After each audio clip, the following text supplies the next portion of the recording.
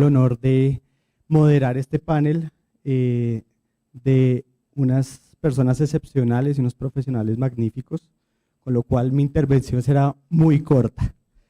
Quiero darle la bienvenida al doctor Diego Guzmán, abogado de la Universidad Externado de Colombia, especialista en propiedad intelectual y nuevas tecnologías de la misma universidad y magíster en propiedad intelectual de la Universidad de Cardozo de Nueva York. Ha estado ligado a la academia como docente investigador del externado, editor de la revista de la propiedad inmaterial, conferencista y la autoría de distintas publicaciones sobre propiedad intelectual.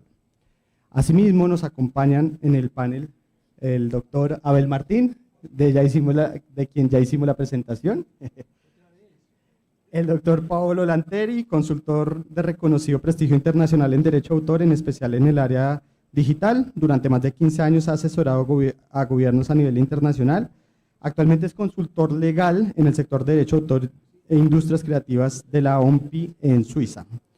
Y el doctor Fernando Zapata, abogado especialista en propiedad intelectual, fue director de la Oficina de Derecho de Autor entre 1986 y el año 2009, fue partícipe de varios tratados internacionales, pero decirles acá que el doctor Zapata, algo que debo destacar es que es una persona excepcional. Doctor Zapata, honor que nos hace estar presente acá. Bueno, iniciemos la conversación. Yo les prometí que yo iba a hablar poco y en esa medida yo quisiera que iniciáramos esta conversación porque Paolo nos diera un panorama general de las discusiones que han dado la materia a nivel gubernamental y pues en el marco de la Organización Mundial de la Propiedad Intelectual. Paola. Perfecto. Bueno, buenos días a todos. Gracias Latinartis, gracias actores. Siempre es un honor representar la Organización Mundial de la Propiedad Intelectual en este importante foro y continuar nuestra larga tradición y trayectoria de amistad y cooperación en la defensa de los derechos de las personas que dedican sus vidas a la creación y al entretenimiento. Lo tenía que hacer, aunque tenía 5 minutos. El tema del foro de hoy pues es algo tan actual cuanto complejo. Tengo el gran privilegio de compartir mesa, además con el profesor Guzmán, con 2 grandes amigos que además que de paso son grandísimos expertos y maestros. Por lo tanto, dejaré las preguntas más existenciales del derecho de autor, fundamentales, filosóficas, a ellos y me centraré en compartir cosas que son más relacionadas al rol de OMPI y a nuestro punto de observación, que pueden ser útiles así para no repetir cosas que ya se han dicho. Quiero a lo largo de este panel y no necesariamente durante mi primera intervención cubrir 3 aspectos. Debate internacional de los poderes públicos a nivel global. Secundariamente, panorámica comparativa de las normas actuales, no lo que debería ser, lo que un día será, lo que hoy en día hay y se aplica. Y tercero, ¿qué se hace en OMPI? 10 minutos, por supuesto, voy a ser superficial y el tema es lanzar el debate y me he encantado de entrar en los detalles luego. Tú me cubro 1 o 2 puntos y luego tú me paras cuando estáis aburridos. Las discusiones sobre inteligencia artificial y derecho de autor no son nuevas. Han empezado exactamente en el momento en el cual las máquinas estaban suficientemente maduras para empezar a llevar a cabo actividades que antes eran monopolio exclusivo de los seres humanos. Esto ya se ha dicho toda la mañana, como escribir un artículo de prensa, componer una canción y todo esto. En OMPI, por ejemplo, este debate específico empezó en 2018-2019, se hicieron consultas mundiales donde escuchamos la opinión de todos los gobiernos, de titulares de derecho. Hace pocos años, las preguntas eran las mismas. ¿Qué hacemos cuando la máquina aprende a través de mi actuación, de mi libro? ¿Protegemos o no un cuadro pintado por un ordenador? Las preguntas eran las mismas. En aquel entonces, al parecer, no había ninguna prisa. Y hoy, 2023, la pregunta es la misma, la situación, el alcance, el tono del debate ha cambiado de manera abrumadora, diría yo. esto es un ejemplo. En los últimos 6 meses, un año, se empieza a percibir un senso de urgencia, de pánico, ¿no? Por parte de muchos. Primeramente, por parte de los creadores, los actores, los titulares de derecho, y aquí no hace falta que yo añada más, estáis aquí vosotros, pero si hablemos con los escritores, los periodistas, los diseñadores, cada uno tiene su reto y tendencialmente muy, muy complejos. Y al par de los titulares de derechos, pues hay los poderes públicos que se han puesto las pilas y han empezado. Y aquí, ¿cómo puedo dar una figura de lo que pasa? Está a nivel nacional, estamos al tanto de, por ejemplo, a nivel de la región latinoamericana, Brasil está trabajando sobre una excepción de TDM. Es noticia del otro día el AI Act de Unión Europea. Los Estados Unidos haciendo un trabajo profundísimo sobre esto. El Reino Unido, China tiene una regulación sobre AI generativa, Sudáfrica y boom, boom, boom, la lista seguiría. A nivel multilateral pasa lo mismo. Tenemos la UNESCO, que hasta tiene ya un instrumento de soft law sobre inteligencia artificial ética. La ITU, que trabaja sobre AI for Good. Y seguiría, y llega también aquí la OMPI. Pues entonces es un panorama de fervor, multiplicación y solapamiento de procesos. Y voy directamente a lo que quiero decir de política pública. Por supuesto, desde el lado de las industrias creativas y los autoralistas, no hay ninguna duda. ¿Cuál es el objetivo? Hacer que el sistema de derecho de autor siga continuando, cumpliendo con las funciones de fomentar, incentivar la creatividad y entonces garantizar la riqueza de este contenido a largo plazo como política pública social. Pero la complejidad de las cuestiones jurídicas y los enormes intereses económicos y geopolíticos en juego nos ponen de manifiesto ya como muchas cuestiones, sino la mayoría de las cuestiones que nos afectan a las industrias creativas están entrelazadas a doble hilo con otras áreas del derecho, claramente. Más allá del derecho de autor, ya se han mencionado la privacidad, la imagen, la integridad de datos, incluso cuestiones relacionadas con, por supuesto, la seguridad, la personalidad o personería jurídica, o la responsabilidad de los dueños de inteligencia artificial. No va a ser un tratado de derecho de autor establecer quién es el responsable de un daño hecho por la inteligencia artificial. Está clarísimo. Entonces, muchos de los aspectos que nos afectan es probable que serán regulados a través de procesos normativos de debate público no específico al derecho de autor. Está clarísimo. ¿Y cuál es el riesgo? Pues que claramente cosas como la remuneración de los titulares, pues inicialmente por lo menos van a estar un poco olvidadas porque hay cosas más urgentes de temas de seguridad pública, ética, así. Y os quiero contar una anécdota, porque es parte de las anécdotas que cuentan más. Yo en octubre de este año fui enviado por el director general a Osaka, al Internet Governance Forum, que es un foro mundial de todas las agencias de Naciones Unidas, todos los gobiernos. Después del COVID, ¿cuánta gente habrá que va hasta Osaka? Pues 7.000 personas en presencia, ¿vale? ¿Y de qué hablan? Hablan de el futuro jurídico en el entorno digital. Todo, claramente, ¿no? ¿Cómo aseguramos los derechos humanos? El tema del año, ¿cómo no? Inteligencia artificial. Y Osaka, o sea, Japón, hospeda el G7, que el año entrante, o sea, máximo niveles. Horas de discurso, miles de páginas de documentos escritos. Hice la prueba. Es un search. Porque no estamos hablando de derecho de autor. IP. ¿Cuántas veces aparece? Aparece para poderla contar con los dedos de una mano. Esto ya os dice mucho de la situación actual. No, al mismo lado, yo soy un romántico y optimista y es una pelea que uno no puede no darse el lujo de no dar. O sea, porque hay cosas específicas, la peculiaridad de nuestra materia se merece en un momento dado unas soluciones que garanticen el funcionamiento. Ahora, es difícil decir cómo, pero bueno, esto era para acabar con el punto de discusiones. Ya se ha dicho, pero creo que no podemos no volver a repetirlo. Desde décadas todos los problemas relacionados con la propiedad intelectual son internacionales. ¿Cómo no? Siempre fueron internacionales. Pero míralo por donde lo quieren mirar, más sin fronteras y global que esto, no hay nada. Nada. Entonces, medidas políticas eficaces que no estén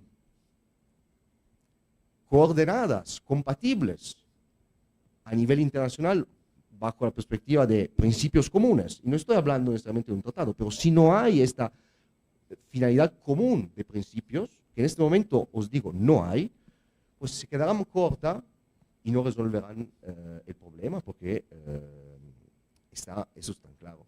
Y luego, cuando quieres, o ahora o después, os cuento qué hay en las leyes sobre los temas de que hablaremos. Pablo, muchas gracias. Y efectivamente, ahora pareciera que la inteligencia artificial nos está abrumando, pero no es una novedad que el mundo va cambiando y que la normatividad, si bien primero siempre ha llegado tarde, siempre ha llegado como una respuesta a esa realidad. Inclusive en los antecedentes de la Convención de Roma, pues se pone de presente esa circunstancia que de toda situación nueva debe emanar unos nuevos derechos. Y en esa medida me gustaría oír las apreciaciones del doctor Zapata para que nos cuente un poco de esos principios generales del derecho de autor. ¿Cuáles elementos considera usted que permanecen como la raíz frente a estos nuevos retos de regulación que se nos vienen encima en relación a la inteligencia artificial? Bueno, muy buenos días para todos los asistentes. Yo, igual que Pablo, quiero agradecer a Latin Artists y a actores por la posibilidad de reunirnos y encontrarnos esta mañana para hablar de estos temas que nos son caros a todos nosotros.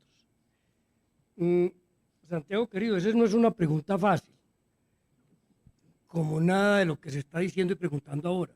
Yo, escuchando a los anteriores expositores, pensaba si uno, como abogado, no debería ahora introducir una aclaración en el sentido de que nada de lo que diga ahora seré responsable el día de mañana. Porque no sabemos, eso era lo que decía Abel y Duncan. Pero la verdad es que hay una cosa para contestar esa pregunta, Santiago.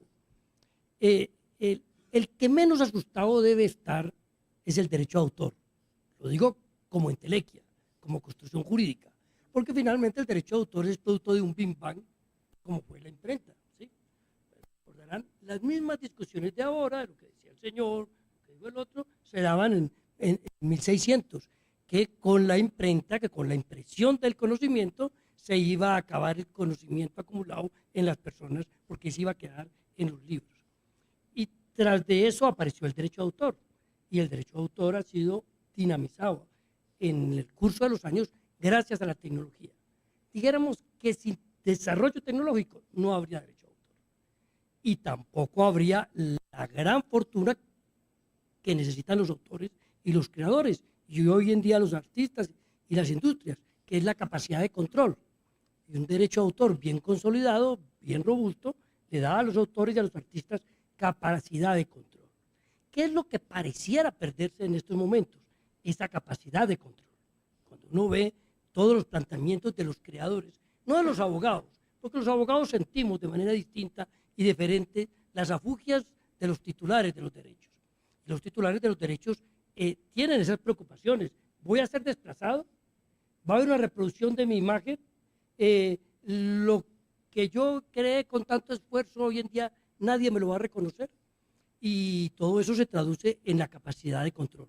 Yo creo que eso está vivo totalmente en la norma de derecho de autor. Pero hay que señalar una cosa. El derecho de autor como tal siempre ha sido sometido a este tipo de retos. El último reto fue de los años 80, cuya respuesta fueron los tratados del del año 96, los tratados del 96. No fue poca cosa para la humanidad sacar el concepto del derecho de reproducción de la producción fáctica de ejemplares para decir que todo almacenamiento en un dispositivo como esto o cualquier otro dispositivo electrónico es un acto de reproducción, cuando la humanidad estaba acostumbrada a entender el concepto de reproducción en función de ejemplares. Tampoco fue poca cosa decir que todo acto de comunicación era un acto público, porque estábamos acostumbrados a distinguir entre esa comunicación privada que hacíamos nosotros y que seguimos haciendo en relación con la televisión o la radio pública, pero que hoy en día nos invade. Hoy en día, si no le pagamos a Spotify o al del señor del cable, nos corta el acceso, ¿sí? Y uno no podría alegar que es un uso privado. Aún así, el señor ministro decía una verdad de a puño: no terminan por reconocer, no terminan por pagar. Es decir, que esa capacidad de control frente a ese desarrollo tecnológico aún no se agota con la última crisis, ¿sí? Ustedes están viendo lo de Uruguay. Lo de Uruguay no es poca cosa. Lo de Uruguay es una ley Fannie Mickey con otro nombre. Aquí, digo, ustedes se les dio todo por disposición de la ley, pero denos un derecho de remuneración, ¿no? Cuando se comunique públicamente. Es lo que están diciendo los artistas de la obra musical, pero lo están diciendo frente a Spotify, que, como ustedes bien lo saben, no hay una solución en los tratados del año 96. Y estos están aplicando a ese entorno digital un derecho de remuneración. La empresa contesta: yo ya le pagué a los productores y los productores deben de pagar a los artistas. Ustedes saben que eso no es así, porque en medio de eso tenemos unos contratos que no son de ahora, los hemos denominado ahora pues contratos 360 o buyout, pero existen desde hace muchos años, en donde el productor al autor y al artista y al director les transfieren todos los derechos.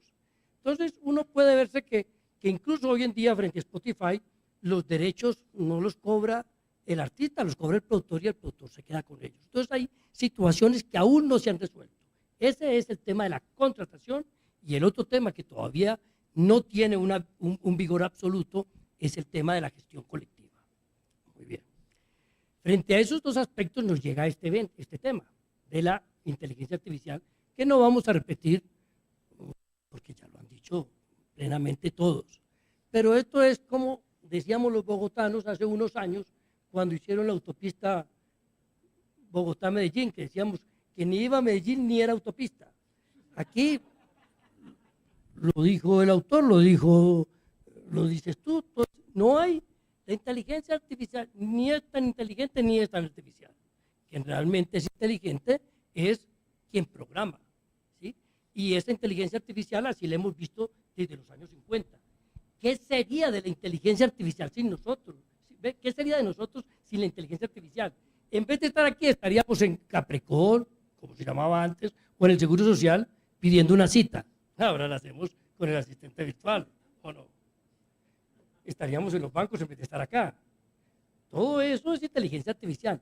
Solo que ha ocurrido una cosa en los últimos años, y es que el nivel y la capacidad de almacenamiento se creció, se multiplicó con el tema de la nanotecnología. Al ampliarse la capacidad de almacenamiento, la creatividad, que siempre ha estado presente en los desarrolladores de software, tuvo la posibilidad de ampliar más. El mejor ejemplo de eso son los dos experimentos que ustedes han oído hablar mucho de ellos, que son el proyecto Rembrandt y el proyecto de la 10ª Sinfonía de Beethoven, que para poder llegar a eso tuvieron que meter cuántos píxeles de las obras de Rembrandt y 346 obras de él y fotografías y todo, a lo cual le podía darle la orden a través del software que hiciera un cuadro como Rembrandt. Y lo mismo pudieron completar la 10ª Sinfonía de Beethoven, pero para eso tuvieron que adiestrar, enseñar a esa tecnología llamada la inteligencia artificial. La gran preocupación por los autores, y ese sería la segunda parte es, ¿con qué vamos a adiestrar esa inteligencia artificial. Porque hay problemas de diferente índole, ya también lo dijeron en el foro anterior, problemas de ética, hay problemas de transparencia, hay problemas de creatividad y de especulación futura. Pero ahorita tenemos una realidad, y es que hoy entramos a cualquier sistema de eso y le preguntamos lo que queramos y nos da el resultado que estábamos esperando. ¿Y eso lo está haciendo con qué? Con datos. Y esos datos son de diferente tipo. ¿Sí? Esos datos son las imágenes de las personas, las informaciones sobre las personas, el estado del tiempo, el número de vehículos en Suiza, en Alemania o en Colombia, infinidad de datos.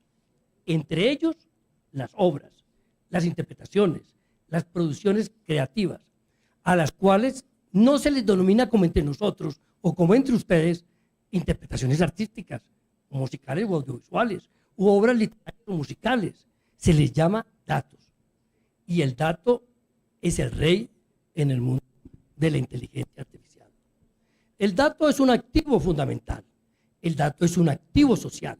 El dato es un activo económico. Y por ese dato, los desarrolladores de tecnología están dispuestos a dar la vida. Y por ese dato chocan con todos.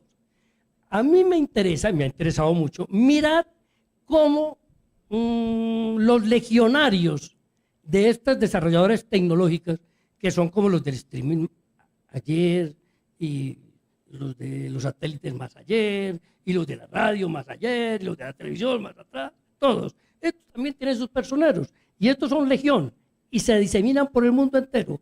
A mí eso me interesa bastante, porque uno encuentra que están sembrando en el imaginario colectivo, no solo de la sociedad civil, sino entre el sector público, la necesidad de tener ciertos comportamientos para que ese dato, en el cual incluyeron las obras, las interpretaciones y todas las producciones creativas, puedan ser parte de esa alimentación con que nutren o adiestran estos sistemas de inteligencia artificial.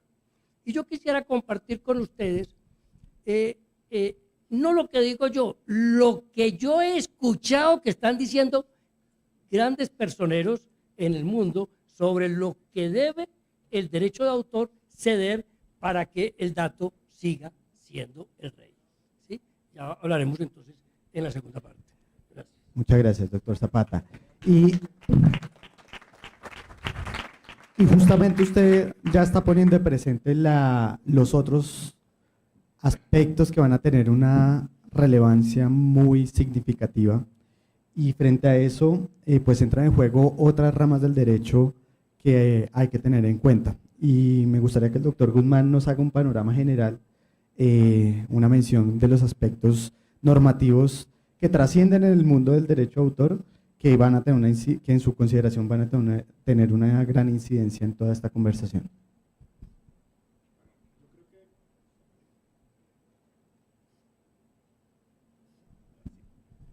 Hola, ¿probando? Sí. Bueno, antes que nada, muchas gracias por la invitación, de verdad. Agradezco mucho que me inviten a participar en estos foros. Es la primera vez que comparto panel con el profesor Fernando Zapata, lo que, como todos quienes han compartido panel ya con él, todos saben que es un motivo de orgullo.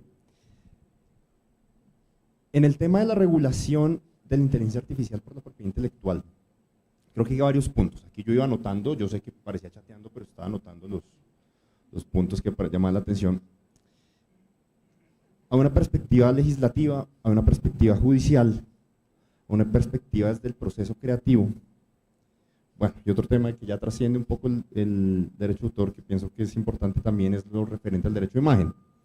Desde la perspectiva legislativa, tenemos que enfocarnos en dos puntos, y es que la regulación en materia de inteligencia artificial tiene que tomar dos frentes. El primero es los resultados de la inteligencia artificial. Cuando la inteligencia artificial tiene un proceso de creación y produce algo, legislativamente tenemos que determinar si eso que produce está protegido o no está protegido.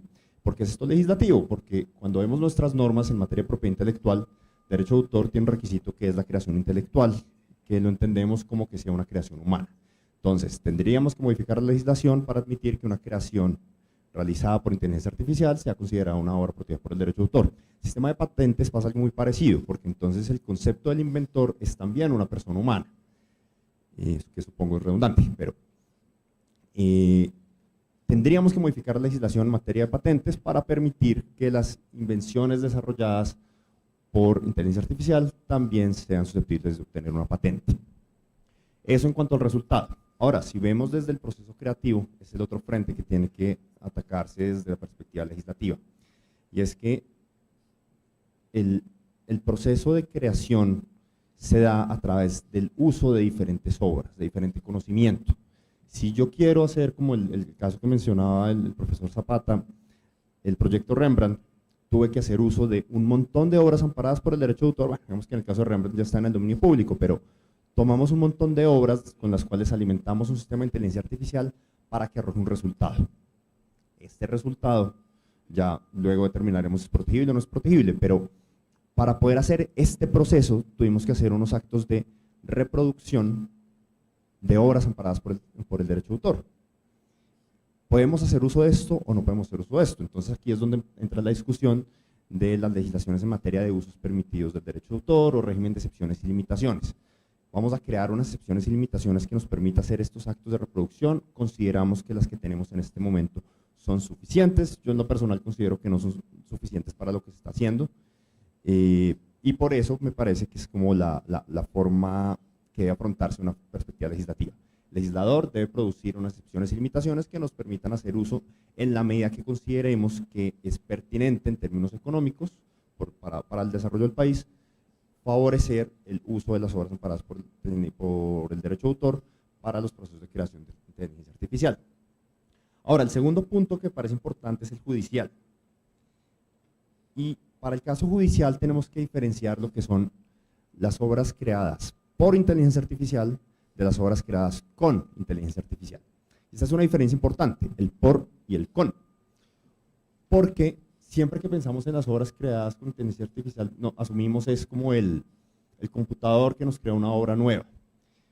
Pero actualmente hay artistas de nuevos medios, hay músicos, hay cantidad de creadores que están utilizando la inteligencia artificial como una herramienta para producir algo nuevo, que es algo como cuando apareció la fotografía. La cámara fotográfica se utilizó como una herramienta para producir obras nuevas, como una herramienta, pero el creador siempre siguió siendo el individuo, siempre siguió siendo la persona. ¿Y por qué esta es una discusión judicial? Porque ha habido unos casos, hay unos precedentes en Estados Unidos muy recientes, donde algunos creadores han utilizado inteligencia artificial para crear sus obras. Y la respuesta de, por ejemplo, de la Oficina de Derechos de Autor de los Estados Unidos cuando solicitó el registro de la obra creada con inteligencia artificial fue decirle, a mí no me convence que esto fue creado con inteligencia artificial, sino que fue creado por inteligencia artificial. Y si fue creado por inteligencia artificial, no se puede proteger, no lo podemos registrar. Entonces han rechazado estos registros. Esto ha llegado también a jueces y los jueces han mantenido esta misma posición. Y entonces la discusión, que ya es un tema que depende de los jueces, que digamos que depende de la capacidad del creador de demostrar que utilizó esto como una herramienta y la capacidad del juez de entender si el uso fue de herramienta o si el uso fue creador, y diferenciar si estos prompts, si estas instrucciones que le damos a la inteligencia artificial son suficientemente originales como para que este resultado obtenido a través de la inteligencia artificial sea una obra protegida por el derecho de autor. Y esto va a ser un tema judicial o jurisprudencial porque se va a tener que examinar caso por caso. Cada juez se va a tener que sentar a revisar si en este caso esto aplica o no aplica. Y por último, el último punto que quería tocar es el referente al derecho de imagen, porque a diferencia de lo que ocurre en el derecho de autor, donde vemos que hay unos puntos donde sí necesitamos un desarrollo legislativo y algún desarrollo jurisprudencial, en lo que tiene que ver con el derecho de imagen, y lo conecto aquí un poco con el derecho de autor, porque legislaciones como la colombiana contemplan el derecho de imagen dentro de la ley 23 de 1982, ley de derechos de autor. La legislación actualmente vigente, la jurisprudencia actualmente vigente en materia de derecho de imagen es completamente aplicable a lo que tiene que ver con el uso de la imagen por inteligencia artificial. Cuando pensamos en que voy a crear, pensemos en la imagen desde las diferentes perspectivas, como la voz. Cuando utilizo la voz de Bad Bunny para crear una obra musical, estoy haciendo uso de su imagen. No solamente de su estilo al crear una obra musical, sino también de su imagen por medio de su voz. Es una voz completamente identificable. Muchos casos, digamos que ha habido unos casos de hace muchos años, desde años 60, años 70, donde se ha hablado de los imitadores.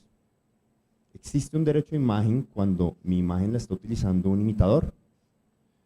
Y los precedentes judiciales han sido muchos. En Estados Unidos, el caso de Bette Midler, que utilizaron una persona que cantaba igual a ella, y se consideró que esto era una infracción a su derecho a imagen. En el caso reciente del imitador de Ricardo Arjona en un comercial de carros en México, la Suprema Corte de México consideró que en efecto era una infracción a su derecho de imagen. Todo esto hablando de personas que utilizaban la imagen. ¿Qué tan diferente es esto cuando quien lo hace no es una persona, sino es un sistema de inteligencia artificial? Realmente es lo mismo, no hay por qué diferenciar. En ninguno de los dos casos se condenó específicamente al imitador. En ambos casos se condenó fue a la empresa que contrató al imitador para producir esta imitación. Cuando hablamos de inteligencia artificial, pues también podríamos responsabilizar a la empresa que hace uso de estas imitaciones creadas por inteligencia artificial para que sean los responsables por el uso no autorizado de la imagen. Muchas gracias, doctor Guzmán.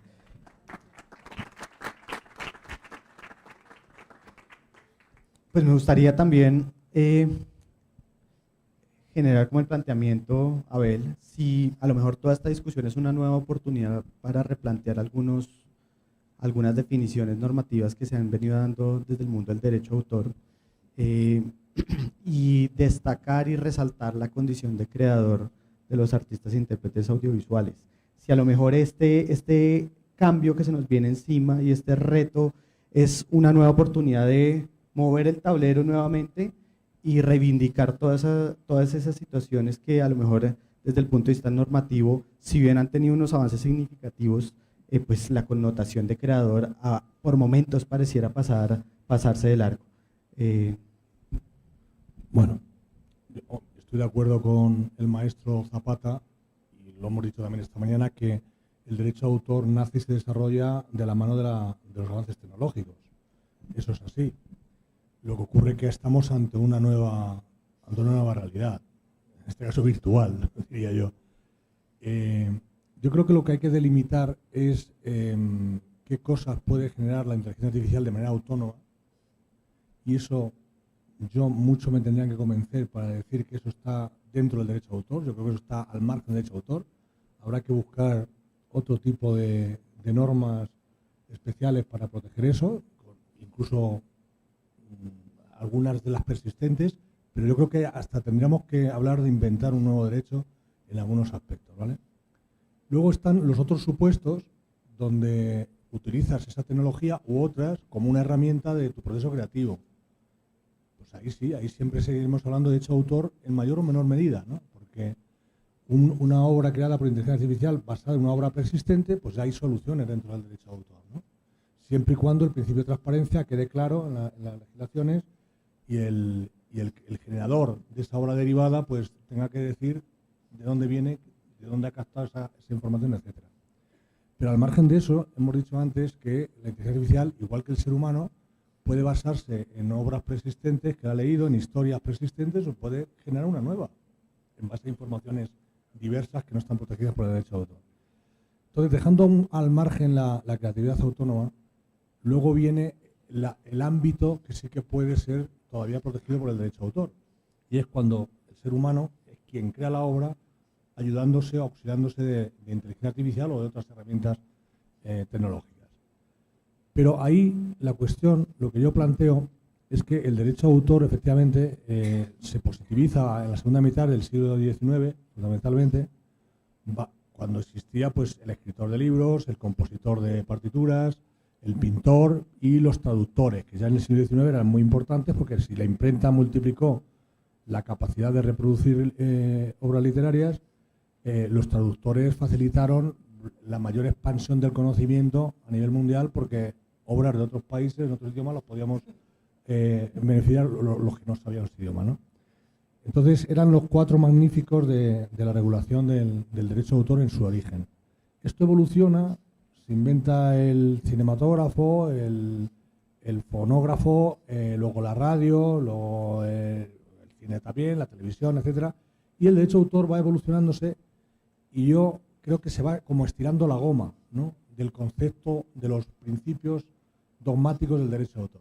Y yo pienso, en definitiva, que el derecho de autor se ha quedado muy, muy obsoleto para afrontar incluso el ámbito que le va a tocar ahora afrontar, que es seguir protegiendo la creatividad en un entorno pues de mucha tecnología, digital, etcétera, etcétera. Recuerden que además todos estos avances que nos están asustando hoy se basan solo, por decirlo así, en tecnología binaria de ceros y unos, que la tecnología cuántica está ahí ya, llamando a la puerta, ¿vale? Eso lo hemos advertido también esta mañana. Entonces, ¿por qué digo esto? Porque después de 1 siglo y medio aproximadamente de evolución del derecho de autor, hemos llegado a una paradoja que nadie me puede negar, ni siquiera el maestro Fernando Zapata. Y es la paradoja que el derecho de autor solo protege en un 10% al autor. Ha acabado siendo un sistema que no protege la creatividad al 100%. Protege al 90% la inversión económica. En el ámbito musical, el 90% de los rendimientos económicos los recibe el editor musical. No el autor, no el compositor, no el cantante, el artista. Entonces, el sistema está tocado y tenemos que actualizar el sistema. Llevo 30 años con esta canción que ya me aburre el estribillo. Claro que hay principios inmutables que pueden seguir funcionando, pero no los dogmas en los que se sienta el derecho de autor. Me considero ferviente defensor del derecho de autor, del clásico, del moderno, del posmoderno y del de más allá. Pero hay que actualizarlo, no responde a esa realidad. Y eso es así. O sea, vamos a las cifras de recaudación de derechos, porque también hay otra falacia en esta cuestión. El derecho de autor, la propiedad intelectual, es una forma de compensar económicamente la creatividad. Ya está. O sea, ¿que tiene derechos morales? Sí, pero es que eso, en términos absolutos, no representa ni el 1% del derecho de autor. ¿Que son fundamentales? Sí, claro que son fundamentales. También hay otra falacia, y es que el derecho de autor se diferencia del copyright, de que no hay derechos morales del copyright. Efectivamente, no hay derechos morales, pero se protegen las mismas facultades por otras vías, que son los derechos fundamentales, y nos llevan cierto avance en esa cuestión. El derecho de autor, la propiedad intelectual, es un sistema de compensación económica, fundamentalmente, en el 99,9%. Es eso. ¿Cómo articular que el que hace el esfuerzo creativo, el que crea, reciba esa compensación? En eso consiste en las leyes de derecho de autor. Y no son justas internamente. Lo digo por lo que nos ha tocado sufrir a los artistas del ámbito visual, a los actores, hasta ser reconocidos nuestros derechos. No es justo, porque además en la producción audiovisual, siendo junto con el director y guionista los elementos más importantes de una obra audiovisual, sin embargo han sido los peor remunerados, etcétera, etcétera. Vamos a un canal de televisión analógico, en abierto, hoy día, siglo XXI, año 2023. De todos los derechos que paga un canal de televisión, en casi todos los lugares del mundo, en cerca del 90% es remunerar o compensar música, no contenidos audiovisuales. Houston, tenemos un problema. Algo ocurre. O sea, la norma ha generado una injusticia en el mercado y está de espaldas a la realidad de mercado. El mercado tiene unos mecanismos que se solucionan mediante convenios colectivos, contratos, etcétera, y luego tiene otros mecanismos que están en la ley. ¿De acuerdo? Pero no está bien compensado. Cuando esta mañana mi colega Duncan explicaba el tema de Estados Unidos, que es un modelo distinto. En el sector audiovisual no hay ley. O sea, los derechos en audiovisual se llaman residuales y están en los convenios colectivos. Pero un convenio colectivo tiene fuerza de ley entre las partes. Y como es una industria muy desarrollada, tiene sus mecanismos de equilibrio. En nuestros países, el equilibrio solo nos lo puede conceder la ley. Si el derecho no está en la ley, el derecho no existe. Y si las leyes no son justas, pues no está equilibrando. Está generando permanentemente conflictos. Entonces, yo creo que el derecho de autor tiene que revisar seriamente y en profundidad los conceptos dogmáticos del siglo XIX. Por ejemplo, el concepto autor.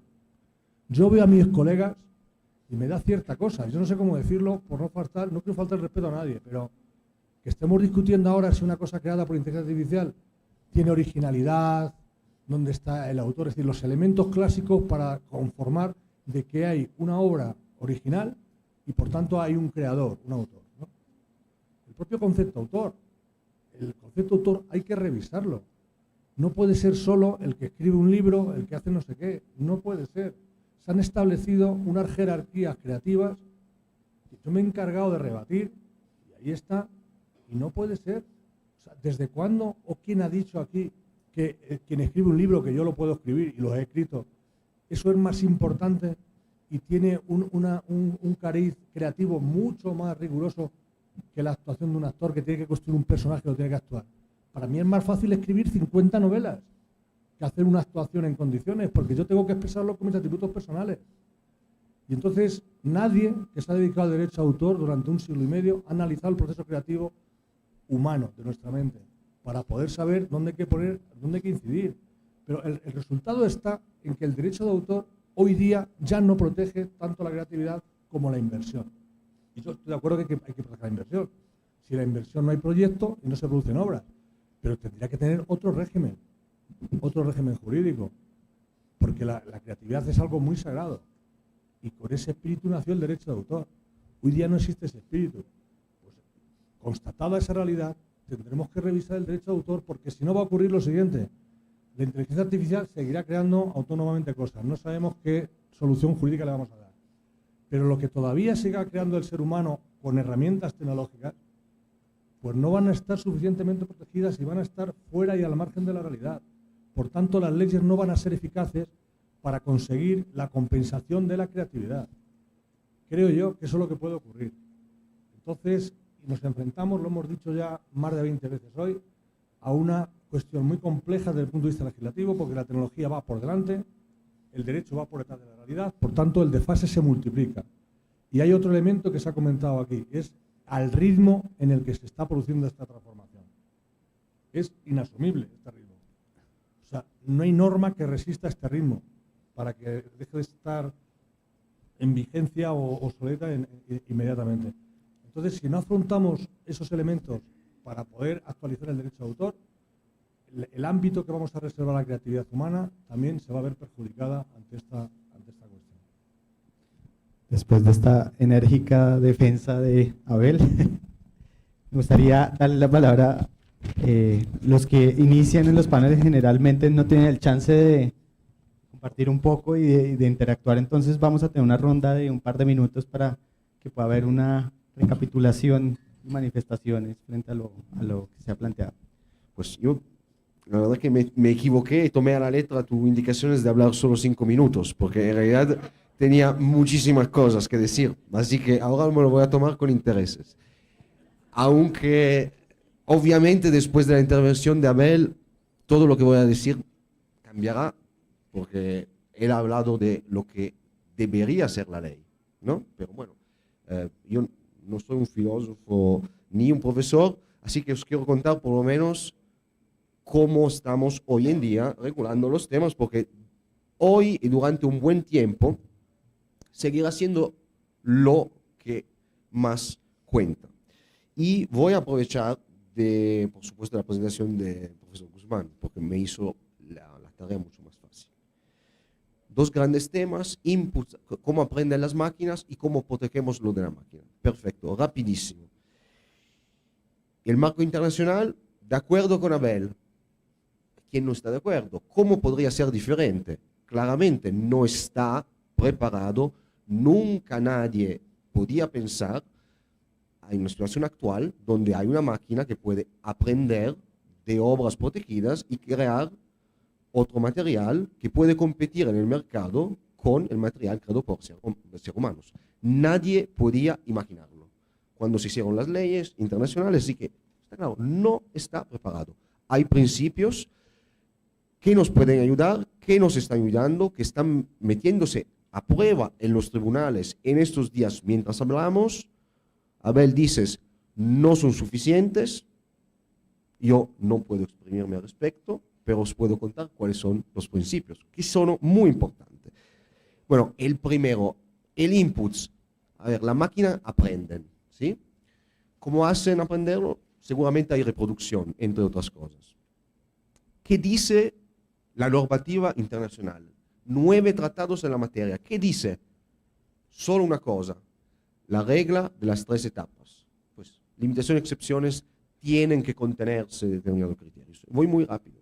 Pero luego en la práctica, ¿qué hay en las leyes de los países del mundo? 200 países del mundo. Como si todo fuera igual. Y no lo es. Lo que no lo es. Partimos con países que lo permiten abiertamente por cualquier fin. Japón, Singapur, Text and Data Mining, para crear lo que te da la gana. Avatares, si lo vendes, si compites, todo libre. Está escrito en la ley. Categoría 2. Amplia limitación con unas reservaciones. Opción europea. Lo puedes hacer por investigación. Si lo haces con fines de lucro, pues hay la posibilidad de reservar y decir, no se entrenen con mi fotografía, no se entrenen con mi actuación. Hay que ver cómo y si funcionará el opt-out europeo. Pero es una categoría. Luego hay la categoría de los que dicen, Text and Data Mining se puede hacer, pero fines muy limitados, solo investigación, o como el caso ecuatoriano, por las bibliotecas.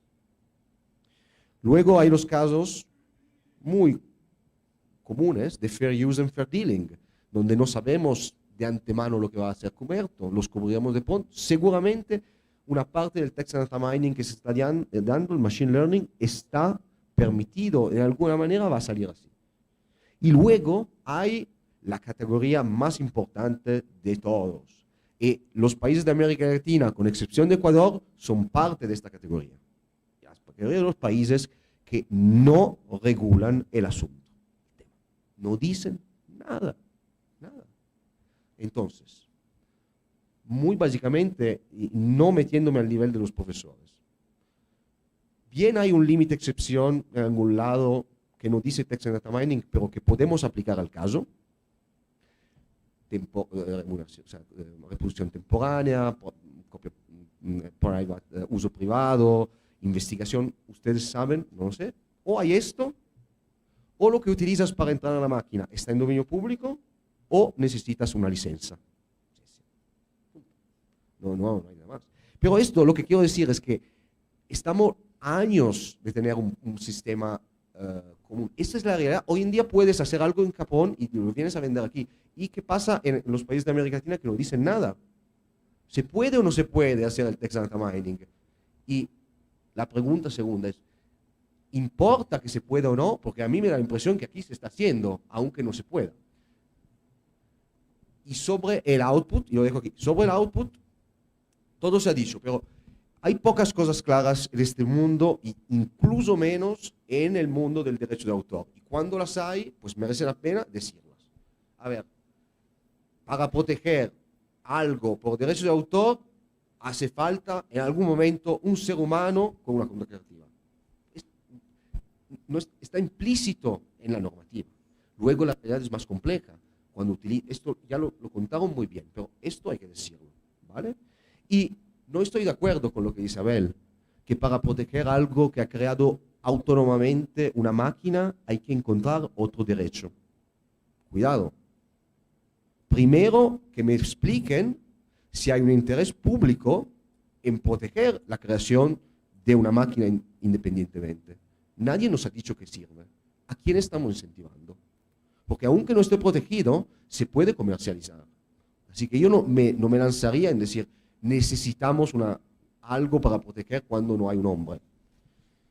Y, ultimísimo, aquí estamos en la casa de los derechos conexos, pues os quiero decir que en los derechos conexos el principio de originalidad, el criterio de originalidad no cabe, no existe, no hace falta. Entonces todo lo que se ha dicho de si se protege o no algo creado con la ayuda de la inteligencia artificial, pues no necesariamente se replica a los derechos conexos, que merecen un debate por separado. Sí, porque eso de alguna manera cambia en alguna forma el objeto de protección. Yo luego me cuidaré pronto, porque cuando pueda hablar. En cuanto la norma protege al artista e intérprete, es verdad que el criterio de originalidad no. Sin embargo, pareciera uno al leer las normas que están protegidos en relación a sus interpretaciones, con lo cual, digamos que el reto es identificar, bueno, cuándo va a haber una interpretación que es susceptible de protección y que de alguna manera eso se podría desnaturalizar. Un minutico, doctor Zapata, doctor Abel, doctor Guzmán, o damos espacio a las preguntas y damos como la oportunidad. Diego. Yo en cambio sí estoy de acuerdo con Abel. Creo que Europa lo ha mostrado con la legislación que creó sui generis para las bases de datos. Realmente se vio que es una situación diferente, no podemos dar la misma protección, pero sí hay un interés económico detrás. Protejámoslas y crear una legislación nueva para las bases de datos. Creo que podríamos hablar algo así parecido. Y es que el tema de la inteligencia artificial sí tenemos que entenderlo como algo diferente. Y a mí me parece que el ejemplo más claro tal vez no sea por la vía del derecho de autor, sino en las patentes. El problema de proteger las invenciones creadas con inteligencia artificial por medio de una patente es porque nos destruye el concepto del experto en la materia, el experto medio, porque se supone que el examinador de patentes es un experto medio, no es el experto más grande, que analiza una invención y dice, sí, me parece que esto está por encima del estado del arte, concedámosla. Pero cuando el inventor es inteligencia artificial que tiene absolutamente todos los conocimientos, el examinador de patentes no puede tener esa misma medida. Tendría que ser también un experto que tenga absolutamente todos los conocimientos para crear. Entonces, esa es como una de las discusiones grandes que hay en el tema de las invenciones creadas con inteligencia artificial. Y a mí me gusta mucho ese ejemplo porque uno lo ve y dice, es que definitivamente esto es otra cosa.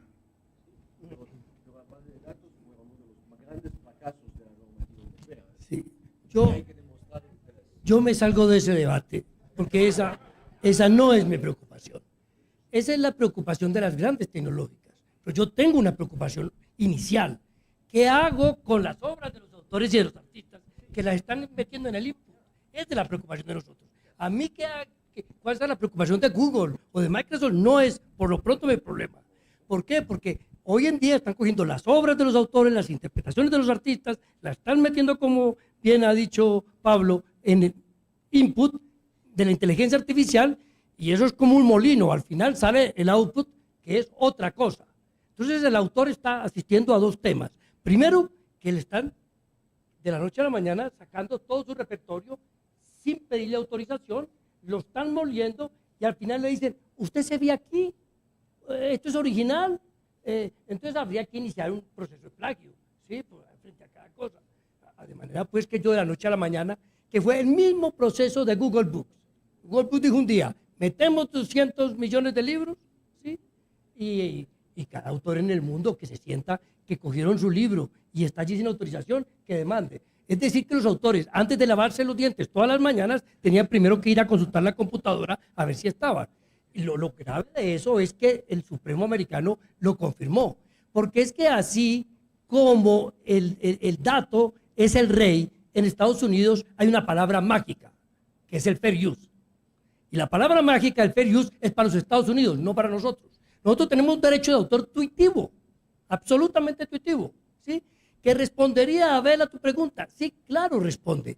El derecho de autor sustantivo. Es que donde tenemos dificultad es en el derecho de autor adjetivo, es decir, el de los contratos, que es lo que no se ha hecho en la OMPI, no porque la OMPI no quiera, sino porque los países no lo quieren discutir. Y no lo quieren discutir porque ese es el tema grande. A mí, ¿qué me importa tener un derecho si finalmente ustedes ven a todos estos artistas jóvenes, a todos estos autores de música popular, les quitan en el primer contrato todo lo que tienen? Y con esta cosa hoy del split aparecen como autores de las obras gente que no tiene nada que ver, como el productor, el director. Esa es la realidad de este problema. A mí, de suerte que si lo que mañana se va a producir es objeto de protección, no. O sea, sí es una preocupación, pero no en este instante. Dígale qué va a pasar con mis autores que yo represento, que usted me les cogió ¿sí? Porque de todas maneras, un acto de reproducción, un acto de modificación, y todos son actos controlados por el derecho de autor. Entonces, ¿qué? ¿Ponemos una tarifa plana? ¿Ponemos un derecho de remuneración? ¿Sí? Es decir, todas las empresas de tecnología tendrían que, por el hecho de serlo, pagar como en la copia privada, ¿sí? En aquellos países donde existe regulada, todos los dispositivos que serían actos para cargar una obra, pagan un derecho de remuneración. Ponemos un derecho de remuneración a las tecnológicas, establecemos una tarifa plana, ¿sí? Porque finalmente a los autores y a los artistas en esta sala solo les interesan tres cosas, que es lo que dicen los gringos, las 3 Cs, que es consentimiento, que es la autorización, el crédito, que me mencionen, pero a mí, después de que la máquina ha molido y aparece una cantidad de cosas, ¿cómo me van a mencionar? A mí no me ven ahí. Y tercero, el pago, es decir, consentimiento, es decir, la autorización, que fue lo que consiguieron los señores del sindicato de los Estados Unidos. Segundo, el crédito. Yo estoy allí, por favor, ¿sí? Yo fui el autor o yo fui el artista. Y 3, pago. Porque ustedes lo han dicho, es que el derecho a autor es el salario del trabajador de las artes, no es más. Que los gobiernos no lo entiendan adecuadamente. Y por eso la parte sustantiva no la miren, es otra cosa. Aquí en Colombia acabamos de tener una experiencia riquísima. A ver, en Colombia, en los últimos 10 años, se hizo a ciencia y paciencia la copia del artículo 43 de la ley refundida española, que tú sabes que es lo que hay que observar para un contrato de los autores. Porque en Colombia tenemos lo que se llama la cláusula general, que fue un aporte de Colombia del siglo XIX al derecho de autor interamericano, en donde el autor tiene la capacidad de controlar la explotación de su obra a través de cualquier medio conocido por conocer.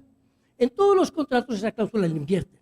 Entonces, es el autor quien cede a quien le compra la explotación de la obra a través de cualquier medio conocido por conocer.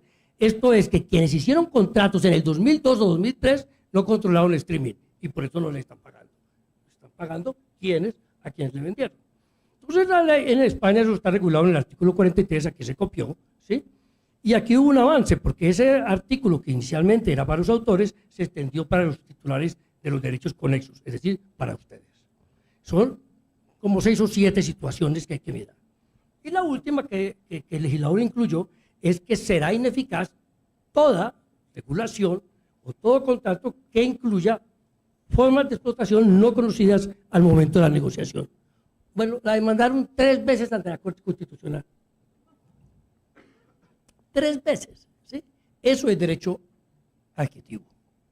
Y era un derecho adquisitivo que tenía que hacerlo el gobierno, sí o sí, porque en la famosa sentencia Escalona, que salió 3 meses después de su muerte, en esa sentencia de tutela, la Corte Constitucional le dijo al Ministerio del Interior y al Ministerio de Cultura que tenían que modificar la ley para que aquellas situaciones particulares que Escalona contó en la tutela, de que un editor le había quitado los derechos ¿no? y todavía los tiene bajo su control, eso no se diera.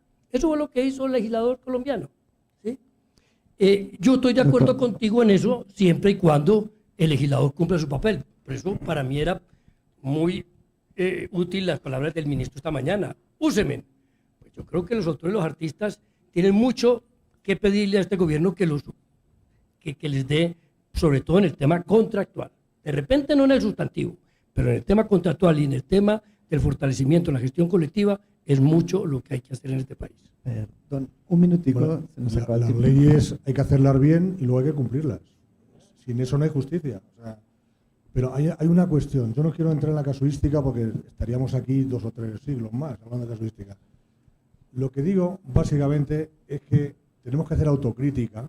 Yo soy defensor furibundo del derecho de autor y de la gestión colectiva, lo cual es compatible con ser autocrítico porque si no, no lo hacemos evolucionar. Y el derecho de autor sigue anclado en el concepto obra, concepto autor, que ya no existe en esta realidad, existe en una pequeña consideración. Y luego se ha construido a lo largo del siglo XX una nomenclatura que es muy dañina, como es el concepto derecho conexo, afín y otras chicas del montón. Por favor, o sea, ¿usted me protege mi creatividad o qué me está protegiendo en una ley de derecho de autor? Por tanto, siendo las 12:40 minutos hora de Bogotá, afirmo rotundamente, y a partir de ahí voy a recibir críticas por todos lados, pero ustedes están presentes para defenderme en qué contexto lo he dicho. Esto lo hago como excusatio non petita, accusatio manifesta. Afirmo rotundamente que todas las leyes de derecho de autor del mundo están mal hechas. son manifiestamente injustas en su estructura interna. Y voy a proponer una solución. Propongo solución. Yo sé lo que me digo. Tiene que haber un libro primero de aspectos generales, definiciones o lo que ustedes quieran, que es lo que hacen los tratados internacionales. Tiene que haber un libro segundo donde hable de los creadores, porque vamos a proteger la creatividad. Y tendremos que hablar de un libro tercero donde se hable de los que invierten en la producción audiovisual. Pero no nos pueden meter a los artistas, que somos creadores de primer orden, ¿eh? Y eso es una convicción que no existe entre los tratatistas de derecho de autor, porque no saben cómo crear un artista. Ese es el problema. Y es mi gran lucha de 30 años. También hace 25 yo he reivindicado directamente, y desde aquí desde Bogotá, 25 años de mi vida dedicados a reivindicar derechos de remuneración para autores y artistas. Me han llamado de todo. Ahora los que me llamaban de todo se gastan mucho dinero en hacer lobby para conseguir esos derechos de remuneración en leyes, en tratados, etcétera, etcétera. Eso es verdad. Pero es que eso no es poco. Porque es que es el único derecho que sobrevive en el ámbito digital. Porque el derecho exclusivo no lo retiene el autor, ni el artista, en el ámbito digital. Entonces, ¿qué estamos haciendo? Hemos hecho leyes como se ha podido, lógicamente. Yo he participado en muchas de ellas. Soy culpable también de esa cuestión. Pero no obsta para reconocer que hay que cambiar las cosas y tenemos que evolucionar y adaptarlas a la realidad. O sea, no podemos vivir de espaldas a la realidad más tiempo. La industria no vive de eso. No vive así. Entonces, apelo a eso. Apelo también que pongamos toda la ciencia que tengamos, cada uno de nuestra parte, para hacer evolucionar al derecho de autor. Porque si no, sabemos lo que ocurre con lo que no se adapta y no se evoluciona. Darwin, ¿no? Se acaba. Bueno, vaya panel en el que me metí yo.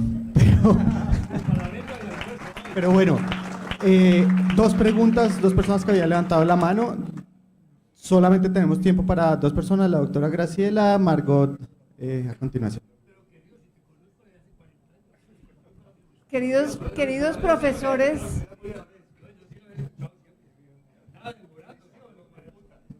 se han hecho dos planteamientos extremos entre el derecho de remuneración que planteó el doctor Zapata o la ampliación de limitaciones o excepciones o de usos honrados o de fair use como en los Estados Unidos. En los Estados Unidos todavía no hay ningún fallo que determine que el text and data mining o la minería de datos o la utilización de obras protegidas por derechos de autor como input de la inteligencia artificial sea un uso justo. Y yo no sé si la actual Corte Suprema de Justicia, después del fallo que conocimos este año de Warhol, siga por la línea de decir que todo es uso transformativo y todo es un fair use. Pero si estamos en esos dos extremos, yo quisiera provocar un poco la respuesta de ustedes de cuál de esos extremos beneficia a los creadores, llámense autores o llámense artistas, intérpretes o ejecutantes. ¿Cuál es la vía y la razón de ser de este derecho que nos ha ocupado? El derecho de autor y los derechos conexos. Buscar una compensación para autores o buscar más elementos y espacios de limitaciones o excepciones donde todas las creaciones puedan ser usadas en beneficio de quién, con interés público de quién. Esa es la pregunta. Y sobre esa pregunta, ¿cuál sería la viabilidad de un derecho de remuneración habida cuenta de la territorialidad de la gestión colectiva en un problema totalmente global como lo planteó Paolo? Le damos la palabra a Margot y contestamos. Un momento, Margot, para que las personas que están por redes nos puedan oír.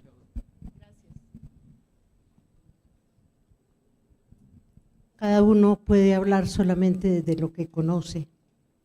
Hay cosas del derecho de autor y de la ley que hasta hoy estoy conociendo. Hablo solamente como intérprete. El carpintero tiene sus herramientas fuera de sí. El abogado tiene sus códigos fuera de sí. Incluso el pintor, que es un artista, tiene su caballete y sus pinceles fuera de sí. Nosotros nos tenemos a nosotros, los intérpretes solamente a nosotros. Nosotros somos el intérprete, pero somos el instrumento. Nosotros tenemos que atemperarnos como se atempera un piano. Con esto quiero decir que va mucho más allá de los códigos y de lo que se diga. En cada interpretación nuestra, nosotros utilizamos no solamente la herramienta, nosotros somos una herramienta. Solo lo digo para que quede a consideración de todo el debate. Nosotros somos, no interpretamos, no, nosotros entregamos visceralmente nuestra voz, nuestro cuerpo, nuestro estudio, nuestro conocimiento o nuestra experiencia. De manera que cuando se lesiona a un intérprete, no se está lesionando un martillo y un destornillador, se está lesionando todo lo que significa un ser humano. Háganme el favor y me dicen cómo, con qué palabras puedo yo traducir toda esta verborrea que les acabo de echar para que sea convincente. Tengo 78 años y empecé a actuar a los 15. O sea que mi alma toda se ha entregado a este oficio y estoy muy de acuerdo con Abel en muchas cosas. Entonces, encontremos la manera. ¿Cómo vamos a hacer para defender esto? Es que yo no le estoy pidiendo a los empresarios, a los productores y eso, que me defiendan el martillo. Yo estoy pidiendo que me respeten como ser integral. Gracias. Muchas gracias, María. Mira, Margot, primero agradezco tu intervención y la comparto al 100%, pero hay una cuestión fundamental. Tenemos todos que tener en cuenta lo siguiente. La lucha está en los conceptos. El problema está en los conceptos. Y a nosotros ya nos la liaron en el año 1961 con motivo de un tratado internacional que es la Convención de Roma, donde el artículo 3, al definir lo que era un artista, ya lo calificó de artista, intérprete o ejecutante, por un error de traducción.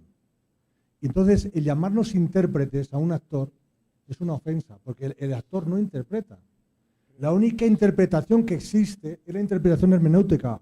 Paulo, es la única interpretación que existe. No, lo digo... No, del diferenda no, te estoy hablando de aspecto etimológico, histórico. Escucha, ¿cómo lo cambias? No. Lo que quiero decir es que aquí hemos asumido conceptos y cosas que nos llevan al desastre. Y eso se traduce en tratados y en leyes, como el derecho conexo, etcétera, etcétera, que lo tenéis asumido. Yo no formo parte de ese coro celestial, quiero decir, que diría Joaquín Sabina, ¿vale?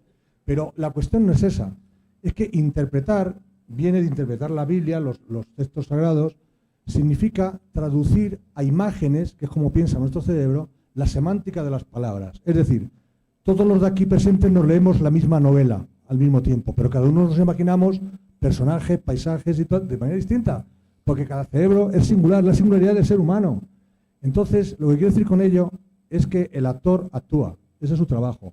¿Y por qué digo esto? Porque la creatividad, deben saber todos que solo se protege la creatividad que externalizas, la que expresas, no la creatividad interna, intelectual, que esa es de todos.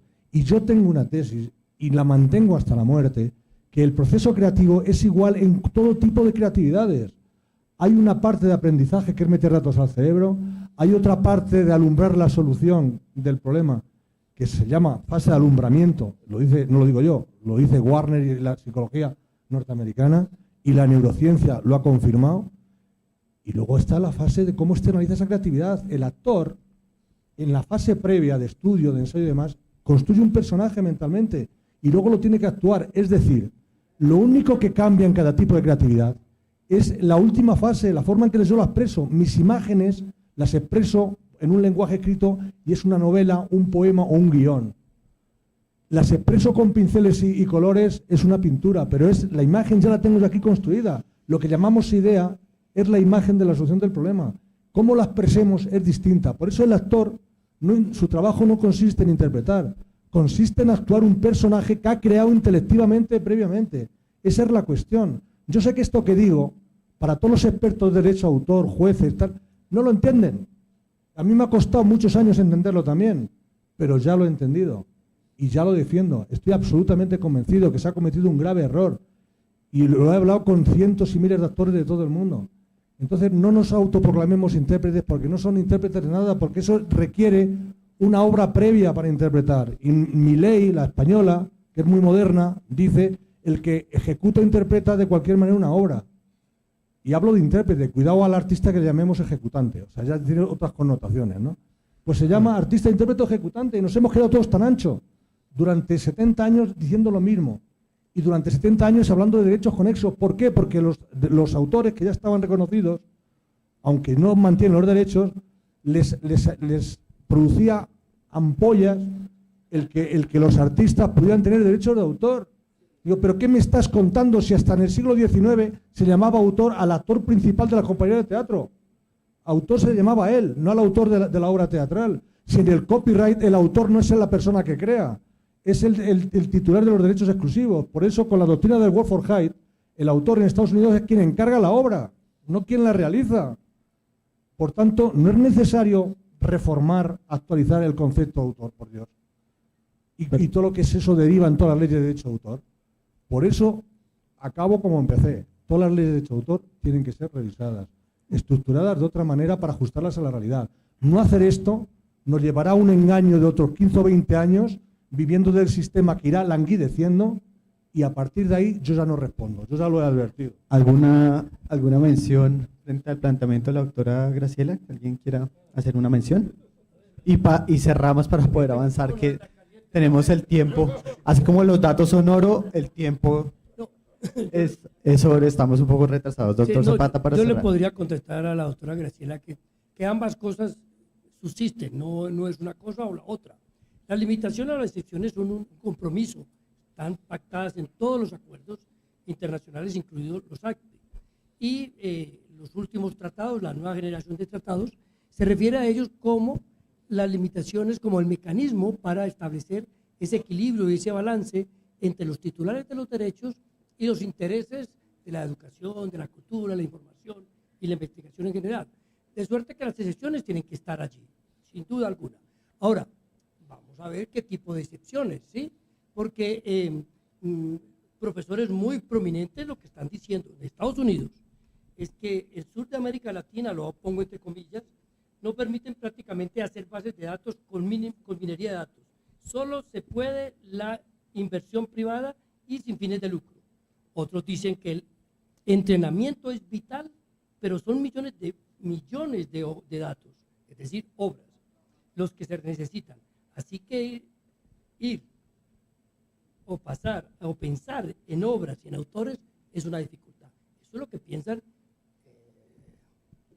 la gente de las universidades, que ustedes saben que piensan, porque hay mucho apoyo también del sector privado, de las tecnológicas. Y nosotros vivimos en un continente en donde el desarrollo tecnológico no es sumo. El desarrollo nuestro es la creatividad, el aporte que esta gente va a poner. Con lo cual, hay una discusión que tú bien conoces, Graciela, muy fuerte en Estados Unidos, entre los desarrolladores de tecnología y los generadores de contenidos, es donde está la MPA, la Motion Picture Association, y donde está también Microsoft. Solo que ahora Microsoft, esa vez de generador de contenido, es también generador de este tipo de tecnología. ¿En dónde vamos a estar nosotros? Por eso a mí me gusta la declaración de los europeos, que por primera vez hablan del derecho de los autores. Las otras declaraciones, ni la americana, ni la que hicieron en Londres hace como 15 días, se referían a ellos. Vamos a ver. Y lo otro sí es que los artistas y los autores están diciendo, quiéranme, pero no me quieran tanto. No me den un derecho exclusivo que para mí es imposible de negociar. ¿Sí? Piense usted un autor, un artista negociando con Spotify. ¿Sí? Deme más bien un derecho de remuneración irrenunciable, ¿sí? Y de gestión colectiva obligatoria, que es lo que no tenemos aquí, pero que esperamos que algún día lo tengamos. Que hacia allá vamos. Muchísimas gracias a los panelistas por haber participado. Muy valioso el debate.